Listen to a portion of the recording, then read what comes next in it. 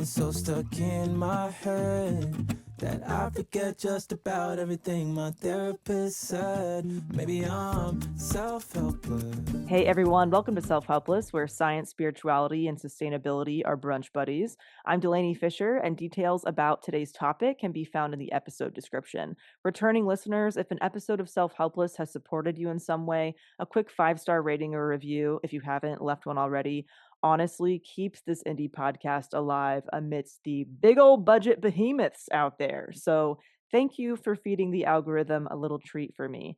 Ad-free episodes are now on Patreon at patreon.com/selfhelpless, and info about some free goodies will be shared in the outro. Okay, it's podcast time. What is high functioning codependency, and what can it look like in someone's day-to-day if they've never heard of it? High functioning codependency is when you are overly invested in the feeling states, the outcomes, the circumstances, the situation, the finances, the careers, all the things of the people in your life to the detriment of your own internal peace. It could also be the detriment of your emotional well-being or the detriment of your financial well-being. Yeah. So how about feeling responsible for fixing other people's problems, giving till it hurts, right? Going above and beyond. A lot of times we're doing things that no one has asked us to do, but we're doing it because we feel like it needs to be done or we would like it to have been done for us. I'm always ready to jump into damage control mode with other people, right? If there's a crisis, people know who to come to. Feeling exhausted, resentful, kind of underappreciated. A lot of times we go above and beyond, and if other people don't, even if someone hasn't asked us to do that thing, if they are not sufficiently grateful in our minds, we're kind of like this. We feel underappreciated. The irony is that the more high functioning you are, the less codependency looks like codependency. The reason why I even coined this term and then wrote a whole book about it is that in my therapy practice, I had a whole bunch of extremely capable women. I am an extremely capable woman myself. So I feel like, we teach what we most need to learn most of the time. And so if I would talk to my therapy clients and say, hey, what you're describing, this is a codependent pattern, they would immediately reject the notion because they're like, I'm not dependent on squat, lady. Everyone's dependent on me. I'm making all the money. I'm doing all the emotional labor. I'm making all the moves. I'm making sure everything happens. And so I realized, one, that my clients didn't know what codependency was. So there was that problem. But I also realized that codependency, it's got an image problem and it needs a marketing upgrade. And I felt like we needed to have codependency for our modern times. How are we actually living? What does it look like? Because when you think about what we used to think about codependency and what many people, the myths around codependency that still exist today, right? Why didn't my clients want to be associated with codependency? Because they're very successful. But I think busting the myths of what it means, it has nothing to do with weakness. The high functioning codependents are the most productive people I know, basically, and are getting it all done. They're just getting it done at the expense of themselves. Ooh, yeah. I didn't know what codependency really was before, and I was independent to a fault. Like, I didn't really like any help with anything. I didn't want to ask for people's help and was exhausted, burnt out, of course. But you mentioned there's a lot of myths around what it even means. Can we talk about some of the most common misconceptions that come up? You have to be involved with an addict of some kind. Not accurate. Only women become codependent. Not true. And that codependency is either like a diagnosable illness of some kind. People think it's like some kind of trait that's diagnosable. It's not. These are behavioral patterns. And I think they're extremely common. But probably the biggest myth is I cannot be a codependent unless I am involved with someone who has addiction issues. Oh. Interesting. Yeah, because I guess you hear that word codependent, and I'm sure collectively we all think in relationship with somebody else. Like these are where the behaviors kind of show up. But how can codependency impact someone's own habits or behaviors or I don't know, feelings of self-worth when nobody's around, where there isn't that Yeah. other person on the end? The reason I added the high functioning piece is because I could see with my clients, they did not identify with the problem. And obviously you can see my problem as a therapist If I have a bunch of clients who don't Right. see themselves in the problem, how am I helping them get to a solution? So as soon as I added high functioning and then talked about the burnout and the exhaustion and the overgiving and the overfunctioning, they were like, me, I'm the problem, it's me. Not to quote Taylor, but I will. And they did it without shame. So it Interesting. made sense. They were like, they felt identified with that definition. And so did I, right? So again, you Right. teach what you most need to learn. Another one of the distinguishing behaviors is it's not just the people in your life. You can become codependently attached to your surroundings. Auto advice giving, right? You could be getting like your hair done and your salon person is like, oh yeah, so I'm doing this. And you're like, I know exactly what you should do. And I know the perfect oncologist and I've got the perfect thing. And I'm sending you, this book is what you need to read. And this is like, for me, I was completely indiscriminate, right? It didn't Interesting. matter who the fuck you were. I definitely knew what you should be doing for sure. Yeah. And I thought it was being loving. I didn't know. Another trait is being overly self-sacrificing. There's a certain amount of self-abandonment that goes along with this high functioning codependency. We're kind of always willing to take one for the team. Someone else always needs something more. What we really want is peace. So if there's a problem and I can quickly make peace by self-abandoning or not doing the thing I wanted to do, I don't care because I just don't want there to be a problem. So much of this is being conflict avoidant and being a real problem solver by nature. Another behavior is auto-accommodating. So I tell this story in the book too much. That I'm at my hair salon in the city. I would never go on Saturdays because it was so friggin' busy, but I had to go on this Saturday. So there, I have like a mask on my hair. So I'm using a sink, but I'm laying there because I'm going to be there for 20 minutes just doing nothing. And now suddenly there's a backup at the sink. And like one person standing in their little robe waiting, another person, another person. And with each person more, I'm more and more stressed out about why am I using a sink that I'm not even using? I should tell them that I could go sit somewhere else so they could use the friggin' sink. Like a whole thing in my mind. I call over the assistant. Hey, I don't need to sit here. She's like, yeah, lady, we got it. We do this every Saturday, Terry. You know what I mean? Yeah. Like what made me think I knew better about the sync flow than the people. Like, why wasn't I doing something more productive? Why wasn't I listening to a podcast or resting my exhausted brain or calling my mother? A million other things. But Right. instead, I was so dialed into my surroundings. We don't know. What is my side of the street? What is Delaney's side of the street? Yeah. I'm not sure because I feel like I got to clean up the whole neighborhood. Right. That's me. Right. So anyway, Right. that description was what auto accommodating is, where and you could do it on a plane if people want to sit together, and you could do it in the 10 or less line in the supermarket where you're just waving the person with two things in front of you, even though you only have eight. There's so much over functioning. Two other behaviors is what you mentioned at the top, which is hyper independence. Mm. We're like the crappiest receivers on planet Earth. Do not want anyone doing squat for us for a lot of reasons. For me, it was I don't want to owe you. I don't want to be a burden. I love to give. Receiving, even if it's just letting the friggin' taxi driver lift my huge bag into the back of the car, I'd be like, I got it. Don't worry about it. Like Right. even that, letting the kid bag my groceries. No, move it. I'll do it. Go help someone else. Like there's something about that. And for each high functioning codependent or person, I'm sure they have their own different reasons, but they all fall around the same thing. Another one, not letting anyone do anything because we don't think they're going to do it right. Whoa. Oh, I could let you do it, but I'm going to have to redo it because it's yeah. bad how you're going to do it. Maybe. So, what is at this core? Is it people not feeling worthy for a certain amount of time or attention? Is it because Mm. that's what was modeled for them and they don't know any other way? They don't even realize there's another way to be. What are you finding is at the meat of this? The real thing is that any type of codependency, whether we're talking about garden variety, whether we're talking about high functioning, is a covert or overt attempt or bid to control other people's outcomes. This will illustrate what I'm talking about. One of my sisters had a bad history of bad relationships. So she was in a really bad relationship. She was living in basically a shack in the woods without running water and no electricity in upstate New York in the winter with a guy who was definitely emotionally and verbally abusive for sure. And he was doing drugs and she was an active alcoholic.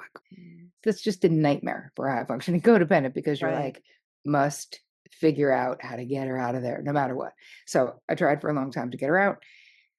threw money at it, threw all the things at it. And I went into my therapist's office for the 99th week in a row, or whatever the hell it was, crying my eyes out and being like, I've done everything. I've literally done it all. What am I going to do? Like, what am I going to do? It was so stressful. And my life was so busy. I just fallen in love with my husband. I was now a bonus mom to 3 acting out teenage sons. Like my husband was widowed. Like there was so much going on in my life. I just became a psychotherapist from being a talent agent. I was super duper busy and had lots of exciting and enlivening things happening. But a lot of my bandwidth was caught up in saving Jenna. Like, I have to get her out of there. And my therapist said something that was pretty profound and really changed my life. She was like, Terri, let me ask you something. What makes you think you know what Jenna needs to learn in this lifetime and how she needs to learn it? Ooh. And I was like, well, I don't know, but I think we can both agree she doesn't need to do it with this piece of shit in the middle of the woods without running water. I was all Yeah. defensive. And she was like, I really can't agree though, Tara, because I'm not God and neither are you. But do you understand what's happening for you? And I was like, obviously not. Could you clue me in? Because I have no idea. And she said, you have worked really hard in therapy to create a pretty harmonious life. Your sister's dumpster fire is really messing with your peace. And you just want to go back to being peaceful. So you want to fix it so that you can enjoy your life. And while she's in distress, it's like you can't. Now, I paraphrased. Obviously, my therapist did not talk like that, but that's basically what she was saying. Right. And so I didn't think I had a choice. I go, well, what could I do? And this is the first time really in my adult life that someone said, well, you have to set boundaries. What's a boundary? What do you mean? And she said, you don't have to talk to your sister about this guy. So anyway, she helped me come up with a conversation I was going to have with my sister. I love you. And I cannot talk about this guy with you. It's so distressing to me. But if and when you ever want to get out of this situation, I'll always be your person. My sister actually really understood. She was like, I so get it. And I'm like, but I'm really here. Like, if it really gets bad or if you want to get out, I'm here. Yeah. And less than 9 months later, she called me up and said, are you still my person? I was like, fuck, yes. I'm putting on my sneakers, literally getting in my car immediately, which I did. Yeah. Picked her up. Now, why is this important?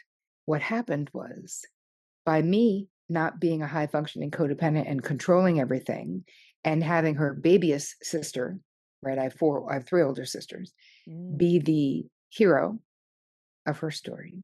She got to be the hero of her own story. Right. Got in treatment, got sober, went back to school on her own. And what you get from that is self-esteem, is self-confidence. And me saving her would have not let any of those things happen. And so we have to look at the damage that happens when we insist on controlling other people's outcomes. That was decades ago with my sister. That's an old story I'm 61 today. I was in my 20s when that happened, Yeah. But there's something really powerful about understanding and respecting the sovereignty of the people in our lives, because people have the right to succeed and fail. They have the right to thrive and the right to flail. But if you're a high functioning codependent, we do not like people flailing in our vicinity.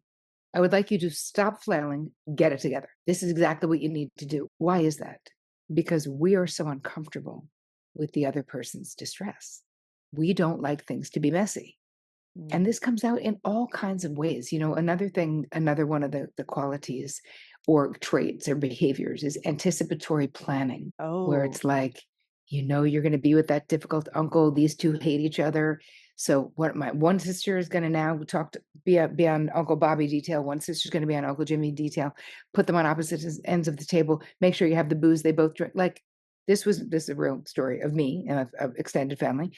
And then it's like I got it together and I was like, so instead of having a conversation with these 2 idiots and telling them if they can't be grown up for one night a year on Christmas Eve to come to my house and act like normal fucking people, that they're not coming to Christmas.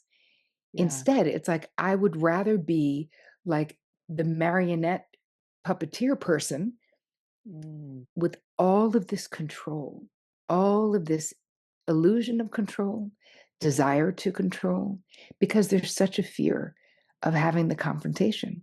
Yeah. There's such a fear of talking true. There's such a fear of setting boundaries. But the cost for this behavior is high. Absolutely. People who struggle with codependency believe that I'm actually protecting everybody else, but there's a point where you realize, oh, I've been protecting Oh, myself from experiences and things that I don't yep. want to deal with or feel. So, was the situation with your sister a big turning point where you realize, oh, I've been doing this for me, not for them? 100%, and it was Yeah. so painful. I almost was, like, embarrassed, even though it was just, like, me and me. Do you know what I mean? Where you're like Right, right. I love to think of myself as, like, I really thought sincerely that I was being driven solely by love, and I had to really look at the fact that it wasn't all Mother Teresa love. Yeah. It was yes, it was love, and it was a desire to fix and control and make the outcome be the way that I wanted. And some people will say to me, on these interweb streets, well, Terry, maybe I'm just nice. Maybe. I was like, here's the thing, buddy. If you can't not do it, it is not you being nice, it is a compulsion. So one Yeah. of the biggest takeaways, if we want to go from being an active high functioning codependent to being in recovery from high functioning codependency, we have to slow down. We have to accept that when you're on autopilot, you are reacting, right? That is not you being nice, because nice implies conscious choice, not as a knee jerk reaction because you feel threatened. Where do you think this comes from for you? Where did that behavior or that trait come from as far as childhood or anything else that you can share? All right, we could talk about where did it come from for all of us who were raised as women. Right. So let's go all the way back to being indoctrinated into the cult of nice as little girls. Be a good girl, turn that frown around. If you don't have anything nice to say, don't say Mhm. anything at all. So Mhm. we were raised and praised to be self abandoning codependents. Right. Raised and praised because it is totally socially sanctioned. For women in particular, this is very common. It can be very difficult to talk true. And I think that it could be helpful. I'm going to give you guys just a little tool that you can use. Sometimes we are repeating something from the past unknowingly. So if you are in a situation with a friend where you feel like you have to have a hard conversation, or a friend who you feel like is a boundary bully, or a friend who sort of takes advantage, like we all have friends like who are not optimal, right? Like there's something about them. You're going to ask yourself these three questions. Who does this person remind me of? Where have I felt like this before? And how is this behavioral dynamic, right? How I'm interacting with them. How is that familiar? Is it something that I witnessed in childhood? Is it something I experienced in childhood? And another way of asking that is metaphorically, who do I become? And who does my friend become when I'm having this experience with them? So let's just say your friend doesn't call you back or doesn't call you back fast enough. You're like, so who do I become? I'm in a seeking. I'm stepping towards them. I'm trying to get something from them. And who do they become? They're sort of stepping backwards and ghosting a little bit. Oh, then you might go, oh, that reminds me of my unavailable mother. I was always trying to get her attention. So, why is this helpful? If we can identify where we might be having a transference, which is responding in real time from some unresolved thing in the past, like something in real time right now is reminding you of, it's like striking a familiar chord in some way. So, Mm. it's reminding you of something that's painful and unresolved from the past. So, how is that helpful? Well, it becomes a GPS where we can go back and go, wow, I still have some work to do on my mother wound. Okay, fine. And then it can let us actually be our grown up self in the relationship with a friend. Mm. Gives you more power to be able to have the conversation because you can remind yourself, like, oh, now is not then, right? Jenny is not my mother. Like this is not that. Right. So from my grown up space, how would I respond to her not getting back? I would say, babe, when you wait 4 days to get back to me, it really makes me feel unimportant. Can we have a 12-hour cap on that? Smiley face, laugh, whatever. Right. However you would say it. I use humor a lot myself in my truth because I feel like it's helpful. Those are such great tips. You've given so much great insight and practical steps already. So, if someone is identifying with this behavior pattern on either end, whether they're the one over functioning or they're the one who has been allowing others to control their outcomes, what are some other main things they can start to become aware of and shift, or baby steps they can take? So in the book, I walk you through a process of doing your downloaded HFC blueprint, basically, which is a relational blueprint because this is a relational problem. Mm. Right? When you think about what is not, it's not just behavior. It's behavior that a lot of times involves other people. Sometimes it involves the world, right? One of the stories I tell in the book was about a woman who ran a domestic violence shelter, like where you're helping and your desire to help goes out there. What Yeah. I think that we also see is that most HFCs would also identify as being empaths and or highly sensitive people. So it's not easy to change the way that we relate when we see people in pain. Because when you're an empath, it's not just you being compassionate towards that person, it's you feeling those feelings. So, of course, I wouldn't want you to be in pain, Delaney, if I was going to feel it too. I mean, Right. I wouldn't want you to be in pain either way. But even more so, and there's more of a almost a desperation to it from a highly empathic point of view. So, a lot of what I talk about in the book and in my therapy practice is helping people understand the power that they have to take care of their own energy and understanding what is your responsibility and Yeah. what isn't yours. And if anybody listening is like, I don't know, like, how can I tell, if this is me? Well, if your friend calls in a crisis and you're doing something, how quickly does your friend's crisis become your crisis? Yeah. How quickly are you putting down whatever it is you were doing? You're Googling, you're sending the name of the perfect oncologist, right? Whatever it is. It's like that is a codependent response, taking it over. Because when we are just compassionate people, we feel for the people we love.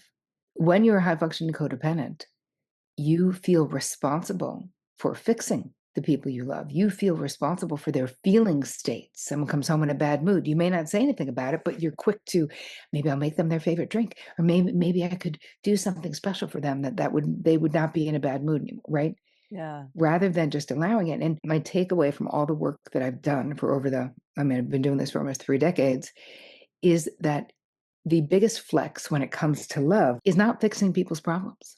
The biggest flex is being able to be in the foxhole with that person during the dark night of the soul and witness them with compassion and Right. say, I don't know the answer, but I'm here. Or ask them expansive questions like, how can I best support you right now? Is there anything that I can do? We can sit here and talk. We can sit here and not talk. I'm going to give you two things that you guys can do right now. If you're like, this is overwhelming, there's so many things, I don't know. Yeah. So if you want to know in what relationships you might be being a high functioning codependent in your life, I'm going to quickly walk you through doing a resentment inventory. Yes. Yeah. Yeah. And it's super simple. It's basically bringing to mind, where are you feeling resentment right now? We all freaking know where, with whom. You write down what is the situation. And then you look and say, all right, what is my 50% of this?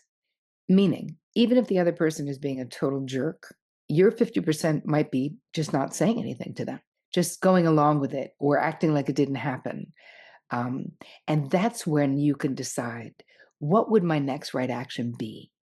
So if it's something where you haven't said anything, and I walk you through and I give you a million scripts in the book itself, and I walk you through the process, but it's like, what would the next right action be? It might be having a conversation. I tell a story about my sister, one of my sisters. We both lived in New York City at the same time for years, and she had keys to my house. She would come into my apartment and borrow things and not tell me. And told her a few times, like, hey, man, I was looking for that thing. And she's like, it's not a big deal. It's just your shawl. Whatever. I'm like, listen, here's the boundary. Tell me or ask me. And then it got to a point where I had to threaten to take away my key. I was like, if it happens again, and that sucks because then I can't share your closet either. I'm like, why can't, anyway, she got over it and started letting me know. But that's the type of thing where I was resenting it and resenting it, resenting it. And then I had to go, okay, well, what's my part? I need to say something, and then I need to actually attach a consequence to that boundary and then be willing to pull the trigger on that consequence if need be. In my situation, I didn't have to do it, but Yeah. it's that type of thing. It's not hard to do a resentment inventory. And I don't want you to feel threatened like, oh my God, if I discover these things, I have to confront all the people in my life. You do not. This is just the beginning of this process of getting into recovery is all about awareness raising. It's really becoming radically curious about your own relational patterns. What are you actually doing? Slowing down enough to, as Deepak Chopra would say, become the observer without judgment, where you go, why is it that every time I'm talking to this person, I feel so intimidated? Mm, And then we can figure out why. Like, what is it about? Oh, they remind me of my intimidating father. Now I see. Now I can work with the fact that I was having a transference, but this person is not my intimidating father. So now maybe I can stay in the now rather than being caught in the past. right. Another little tool I wanted to give you guys listening, if you identify with this and you're kind of feeling a little burnt out, or you feel like you do all the things for all the people, maybe you're a little tired, maybe you feel a little underappreciated in your life, is before you commit to anything else this year, next year, for the rest of your life, you're going to ask yourself these two questions. One, do I have the bandwidth to do this without becoming resentful? Two, do I even friggin' want to do it? If someone else wants us to do it, a lot of times that's enough to get it on the table. We don't even care that we don't want to do it. We're like, okay, so how can I fit it in? And maybe I can do it on Saturday. Maybe I just won't go to that book club thing. I'll do rather than just going, I do not want to do it. It's Right. funny. I just had this meeting. It's for a television show. I took the meeting because you always take a meeting. You never know where's this producer going to go, what's going to happen. I wrote down pros and cons of anything like this. Pros would be a shit ton of cash, incredible national whatever. Cons would be it's just a shitty reality show, and I don't want to do it. Mm, And that was it. The answer was I actually don't want to do it. I watched 4 minutes of one show and was like, never. But the point is, years ago, I would have been very influenced by what that other people were like. This show has been on for 18 years. It's won all these Emmys. It's blah, blah, blah. Like there would be difficulty in making that decision. All the money, all the things. The healthier you get, the less you self-abandon. And that's one of the most beautiful parts of getting into recovery is that it doesn't matter who understands why I wouldn't take what they would consider, this golden opportunity to change my life, quote unquote, because I like my life just fine, thanks. And what is for me will not pass me. I firmly believe that. And yeah. any decision made out of fear, any decision made out of someone else's approval, right? Even meeting with a bunch of producers, right? And they're very persuasive as to what they're saying. Right. In the end of the end, every single person listening, and you and me, I'm responsible for my behavior. I'm responsible for my happiness. And so the blessing is that we get to decode what that is. Like it's not like we have to do these things. We get to do these things. We're alive, we're living on planet Earth. And even though there is so much chaos in the world, you still have the opportunity to evolve as a human being if you so choose. Everything is here for you to do it. You don't need $1,000,000. You can go to any library and get any of my books. I have 680 free videos on YouTube, so it is not about money. There's so much free material. If you want to transform your life, you can. All you need is your desire to do so. There's lots of different ways to get healthy and to evolve. You mentioned the self-abandonment piece, and I love the fact that you actually give people scripts. You obviously share like what is a healthy boundary and what that can look like, but actually that part of actually saying something I find is the hardest thing because I can Yep. recognize when I need to do something, but if Yep. you don't have practice with words and Yeah. and being in the moment, it's very challenging. So let's say that somebody's going into a really important but difficult conversation because one of their boundaries has been crossed, and then they get Yep. there, the other person breaks down and they find themselves immediately tending to that other person's needs Mhm. because they're upset. What can you do in moments like that? Before you have the conversation, first of all, know who you're dealing with. Everyone is different. Mm. You're talking to your partner and they're not a morning person, don't have this conversation at 7 a.m., right? Right. It's so important that you set the stage for your own success. So we Right. use especially if this is someone that we know well, use the information of like, when do you guys have your best conversations? Do it then. Figure out what is the problem. Obviously, you already know the problem. You're going to come up with a script. And it can be something as easy as, hey, I'd like to make a simple request. that if you're going to be more than 10 minutes late for dinner, you text me and let me know. Because lately you've been later than that. And I have to say, I'm starting to get resentful and I don't want to be. Starting for a lot of people is the hard thing. It's almost like, well, you want to blurt it out, but you're not going to, because you're going to write the script and then you're going to say it in the mirror or say it to a friend. Because here's the thing, if it's the first time you're saying it, we want to get it into our bodies. Because if you're someone who hasn't done this often, you might have a spontaneous emotional response that surprises you. You didn't anticipate it. So if we say the words a few times before, it really overrides the nervous system in the moment when you need to say it. So let's say that you say it, and then the person starts to cry. Instead of tending immediately, you can say, hey, I see that this is upsetting to you. So if you want to take a minute. And if it's somebody you're close to, another thing that I like to preface a boundary request with, right? If it's someone that I really love, I can say, I really love that you always think of me, but can I make a simple request that the next time you get tickets, you make sure that I'm free? Because now I'm bummed out. You got tickets and now I have something that I can't cancel or whatever, right? Mm. You can always start with sweetness if it's true. Now, I wouldn't suggest that necessarily in a work situation, unless it's something like, I always appreciate you including me in these decisions, let's just say, right? Rather, like, we're not making it so personal or so emotional. And can I make a request? Or I wanted to put it on your radar that, or I wanted to bring it to your attention that. So there's all kinds of language that you can use. But once you do it in the mirror, you're going to be so much more able to do it in real life. And it's not for you to like abort the mission because someone else has a feeling about your boundary, Right. right? They're not that fragile. You're not that fragile. Your relationships are not that fragile. And here's the thing, if a relationship blows up, like actually blows up because you set a boundary, that relationship was built on your self abandonment. And so much of the time we're projecting. Anytime you say, another thing you can keep in your back pocket, if you think, oh, I don't want them to feel bad, or I don't want them to think I'm selfish. Anytime you say, I don't want them to, I'm going to ask you to back your hiney up to your own side of the street, because what they think and feel is their side of the street. You need to master what you think and feel and be honest about that. Because all of this taking one for the team, right? All of this doing it to be nice under this umbrella of niceness.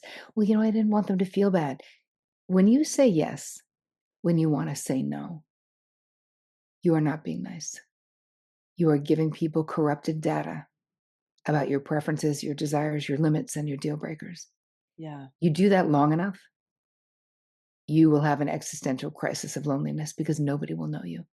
Yeah, I definitely am somebody who has had to practice, and because I would find myself just actually going blank and shutting down, like, not even Yeah, being able to say anything. What is the line between setting a boundary and keeping a boundary and withholding? Like, maybe withholding love, attention, affection because you're trying to teach somebody how you wanna be treated. Like, does it ever like, how do you know that you're not kind sure. of teetering the line, Yeah. if you're new to this? Well, people a lot, especially on the interwebs, they mistake boundaries for like coercive control levers, Mm, where they're so exactly what you're saying.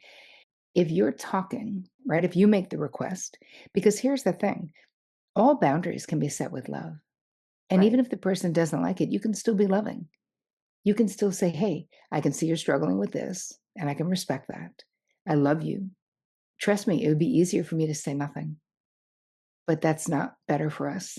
And I really am willing to be uncomfortable to do what's better for us because I really love you. Like, you can learn the language of truth. If you're being withdrawn in anger, if someone says, "What's wrong?" and you say, "Fine, I'm fine," and nothing, like, if you're being dishonest, right? Saying Mhm. fine when you're not fine is just straight up lying. And it you don't need to passively aggressively convey your displeasure through these behaviors. And it's so confusing to other people because if you're not being specific, they know you're pissed. They just don't really know what you're pissed at or like how Right. to fix it, right? Then they're just sort of sucking up, trying to make you unpissed, but there's no real resolution in that. So I think the conversation is really important, being honest and taking responsibility for your own happiness, right? It's Yeah. not their job to read your mind. So if Right. you find yourself being like, I shouldn't have to tell them, or they should know this by now, or I can't believe she's not doing anything for my birthday when I did everything for her birthday. No. If you want to have a conversation about being disappointed, have the conversation. Right? Right. If there's something you want someone to know, Dr. Becky Kennedy. Anyway, Oh, no. she's great. She's like a kid psychologist, and she's out here as Dr. Becky Good Inside is her handle. But anyway, she talks about Mother's Day, and she talks about how like mothers are just endlessly disappointed in Mother's Day, and she's like, I have an idea. How about this year? Tell them what to get you. Plan it. Right. How about make a plan? What I would love, babe, is if you spend the day with the kids and I can go to a spot with my friends. That would be a gift to me. Right. Say it. Stop being disappointed.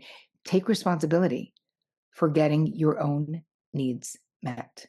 Yes. Okay, let's say that you have had set plans with somebody, you're really looking forward to doing whatever the thing is, and, some kind of, issue comes up or a boundary is crossed or something, and we have to talk about that thing. I feel Mhm. like there's sometimes this pressure of like, okay, now I need to be have space from you so like we both can think about, whatever just happened, but I really still want to go on that date, right? Like Yeah. so like how do you balance of like I don't want to self-punish by missing out on something that I want to go do because Yeah. this person maybe did something by, crossing a boundary that's been set. Is it self-punishment to like with, opt out of something that you're looking forward to because somebody else messed up, basically. Yeah. And it's also a passive aggressive way of expressing displeasure. Right. So part of it is you do what will make you happy. If you want to still do the thing but without that person because you don't feel like spending time with them, that's a call, right? That's one choice. So part of it is you really want to think about just not being withdrawn in anger, right? Right. This whole long suffering martyr shit. Because trust me, women who are martyrs, and we all know them in their 60s, 70s, 80s, when they were 20, 30, 40, they weren't like, can't wait to grow up and become a martyr. Right. It Right. happens over time through Right. repeated self-abandoning behaviors. And then they feel like everyone owes them, and they don't, right? Right. For Right. their choices. What about like let's say a work setting where a team of people or a company has gotten used to you being a certain way, maybe Mhm. taking on too much work, overdoing Yep. it. How do you start to do that? Like set the boundaries or kind of reteach an entire group of people like this is how I want to be treated going forward? It's not about it being a group, it's you. It's always an inside job, right? The call is coming from within the house. So how do you do that? One situation at a time, where when the person tries to pawn off their work on you, you go, "Hey, Bob, I actually need to check and see what's on my plate right now to see if I can do this. So Right. I'll get back to you tomorrow." We just stop the auto yes. Just stop. Full stop. We don't give anyone an immediate answer because you don't need to. And you've trained people that you will, and now we're going to train them that it's going to be a little bit different. So instead, you're going to learn to buy time. And for anyone who asks you anything, you're going to say, hey, you know what? I actually have given myself a 24 to 48 decision making policy for my sanity. So I'll get back to you on Wednesday. You could be funny, right? That's a little tongue in cheek. Or you could say, hey, I Yeah. need to check with my partner, my sister, my friend. I'll let you know. I'm not sure if I'm going to be up for it, right? Yeah. Don't, because it is so much easier to go back and give an authentic no when you haven't already given a reactionary yes. Oh, so good. And I love the fact that you can like, you can put humor in there. And I'm sure when you are honest like this, it's giving other people permission to do the same thing. Be honest in Absolutely. their life or with you back and actually have, that authentic connection. And I also love the questions that you encourage people to ask too. Maybe somebody is even talking themselves out of oh, I don't have resentment. I'm not that resentful of X, Y, and Z, but the what are you tolerating? What are you putting up with? What are you settling for? I think Yep. those are really, really great questions. Any other questions kind of in your arsenal that you like to help people ask themselves? If you find yourself in a repeated situation that you don't want to be in, this is an unwanted situation and could be anything. It could be an unwanted relationship type, like how am I with an unavailable man again, let's just say. Or Yeah. it could be I've said I'm going to stop drinking, but I don't. Or it could be I said I'm going to start getting healthy and walking during the day, but I don't, or whatever. That the question is this: What do I get to not face, not feel, or not experience by staying stuck here? So this came to a head with one of my clients during the pandemic, where she was a pretty long-term client. So I knew she wasn't an alcoholic, and tons of people were drinking alcoholically during the pandemic. So I was like, this is situational. Like, the situation's going to change, whatever. Yeah. But she was like, I want you to keep me accountable. I don't want to drink during the week anymore, just on the weekends. I was like, fine. For 3 weeks, she kept trying and failing. And then I was like, okay, this is not about drinking. This is about something else. So I asked her the secondary gain questions. What do you get to not face, not feel, not experience by drinking 4 glasses of wine a night? And she literally just blurted out that my marriage is over. Wow. To be that aware of it so quickly too. That's the genius of these questions. Yeah. Holy crap. Because it's hiding. The thing with secondary gain, right? It's not called primary gain for a reason. It's like the unobvious gain, because we're getting something, because our brains make sense. We're sparing ourselves pain of some kind. Yeah. So when you ask, it's a different way. It's almost like coming in a side door where your defenses are down.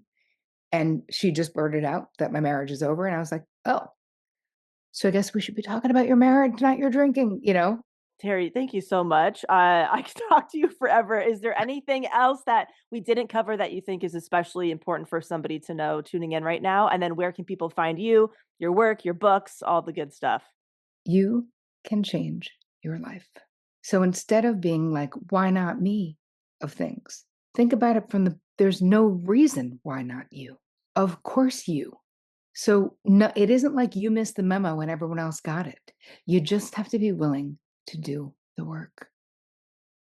That's it. But you can do it. Forget the limiting crap in your mind. Forget what came before you. It doesn't matter who in your family did what. It doesn't matter where you come from. You can literally decide to give yourself a clean slate and start right now. Decide this moment in time is the power pivot. You're going to go get my books. You're going to go get on my free YouTube channel, or you're going to join my community, or you're going to get into therapy, or you're going to quit drinking, or whatever you're going to do that would be a power pivot for you. But A, you don't have to do it alone. And B, you are so incredibly capable. And we need your authentic voice so desperately in the world. Like, you have something to offer that no one else can or ever will, because you're the only you ever. DNA wise, it's a fact. There's never been another you. So don't underestimate how important you are to the whole of all of us. I have a gift for the audience, because I know this is a lot. We talked about a lot. So I love to give a toolkit. It's an HFC toolkit. You just go to terricole.com/HFC. And there'll be links to buy the books there as well. And if you want to join my community, I think there'll be a link there as well. I mostly hang out on Instagram at Terri Cole. I have a YouTube channel that I've had for 10 years. I have a podcast that I've had for 10 years in September. So there's a ton of stuff out there for you if you want to do this. I love this conversation. Thank you so much for having me, Delaney. Thanks for hanging out with Self-Helpless. Feel free to share this with someone who could use it, and you can binge related conversations linked in the show notes. Ad-free episodes are now available on Patreon, and because I'm practically allergic to social media, the best way to get notified about new episodes is to subscribe wherever you get your podcasts, or join the email list at selfhelplesspodcast.com, where you will also find some free goodies like a watch and read list and the quote buffet. All right, love you big time, and thank you so much.